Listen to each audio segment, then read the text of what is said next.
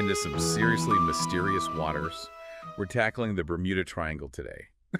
You send over this stack of articles, everything from, like, old sailor stories to some seriously scientific stuff on ocean currents.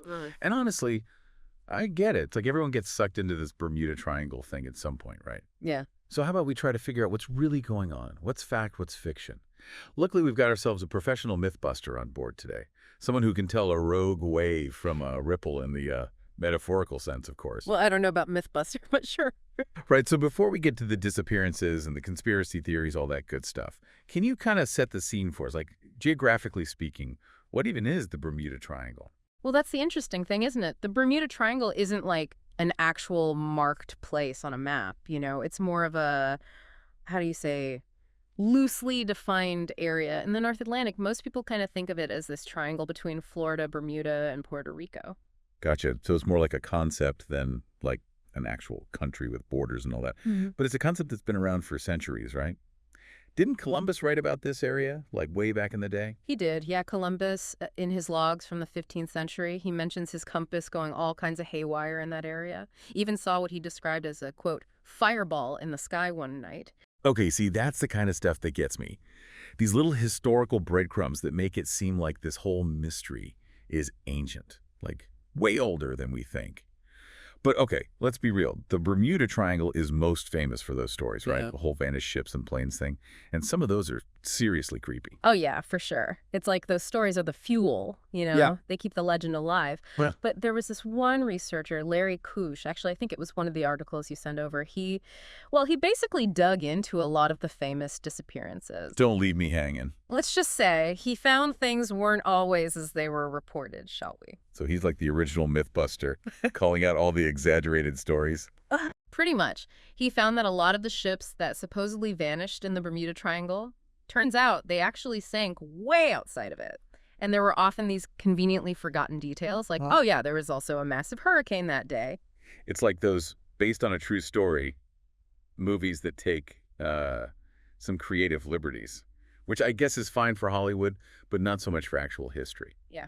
So, okay, if all this is kind of blown out of proportion, how come insurance companies haven't caught on? If I were insuring a cargo ship heading into the quote-unquote Devil's Triangle, I'd be charging a fortune, right? You'd think, but that's the thing. Insurance companies, they're all about assessing risk, right? And the U.S. Coast Guard, too. Neither of them consider the Bermuda Triangle to be particularly dangerous. No extra fees, no special warnings, nothing. Wow. That's a really good point.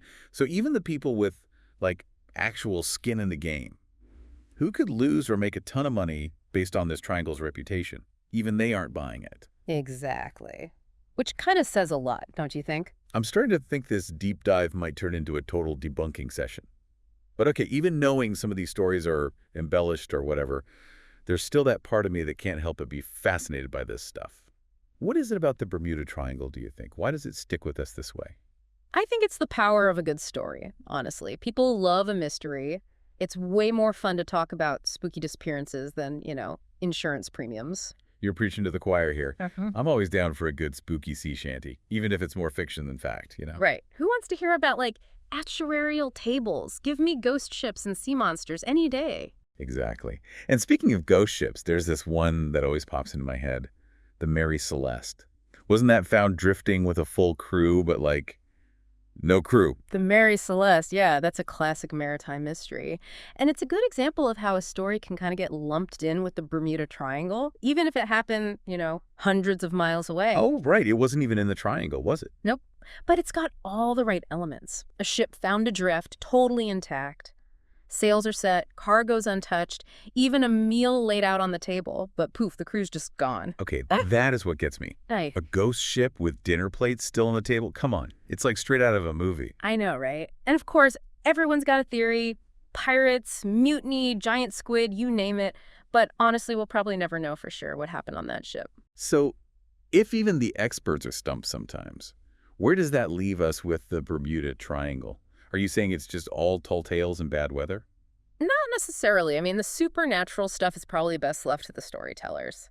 But this part of the ocean, it's got some pretty intense natural forces going on. One of the articles you sent mentioned methane hydrates. Have you ever heard of those? Can't say that I have. So methane hydrates are basically these pockets of methane gas that get trapped in the ocean floor. And if those pockets rupture, let's just say it wouldn't be good for anything sailing above. Okay, wait, you're blowing my mind here. So you're saying the ocean floor can just like burp up a giant gas bubble and take down a ship. I need to see this to believe this. It sounds crazy, I know, but scientists have actually observed these methane eruptions, and they can be intense. Okay, I'm listening. You've got more. Oh, yeah. What about the Gulf Stream? It's this crazy, powerful current cuts right through the Bermuda Triangle, and it can sweep anything away, wreckage, debris, you name it. So even if something did sink, the evidence might be long gone. Makes finding an explanation a whole lot harder, that's for sure. Right. And then you've got rogue waves, these monster waves. Wait, rogue waves, is that like an actual scientific term or? It is. They're these massive waves that can come out of nowhere. We're talking like over 100 feet high in some cases. No way. I thought those are just a sailor's myth. Oh, they're real and terrifying. One minute you're sailing along, the next minute, bam, you've got a wall of water coming down on you. I can see how those wouldn't leave many survivors. Exactly. And not much wreckage either.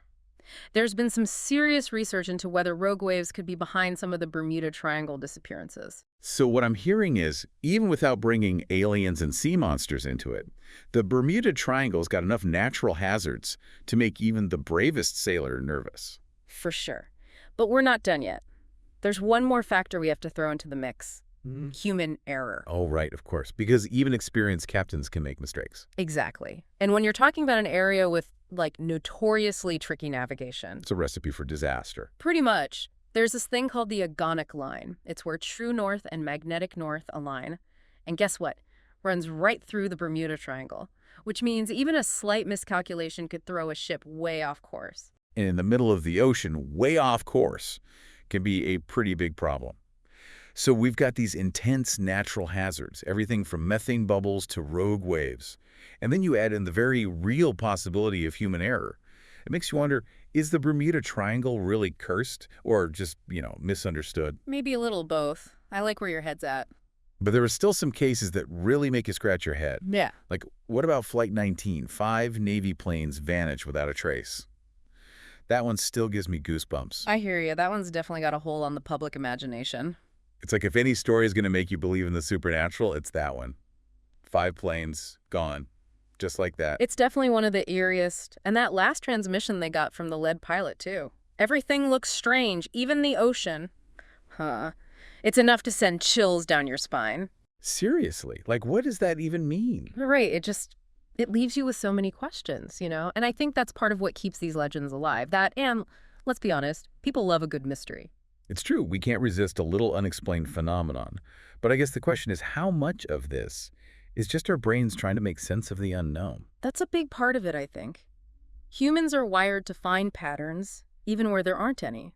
So when something like a plane or a ship vanishes without a trace, our brains go into overdrive trying to find an explanation. And sometimes those explanations end up a little more creative than others. So we've got this perfect storm, right? A place with a history of strange occurrences, some genuinely dangerous natural phenomena, and our own very human tendency to fill in the blanks with whatever spooky stories we can come up with. Pretty much. It's like a recipe for a legend that just won't quit. So even today, with all our fancy technology and gadgets, GPS, satellite communication, all that good stuff, the Bermuda Triangle still holds this power over us. It does, doesn't it? I think, in a way, it reminds us that we're not quite as in control as we like to think we are. And maybe that's not a bad thing to be reminded of every now and then, Exactly.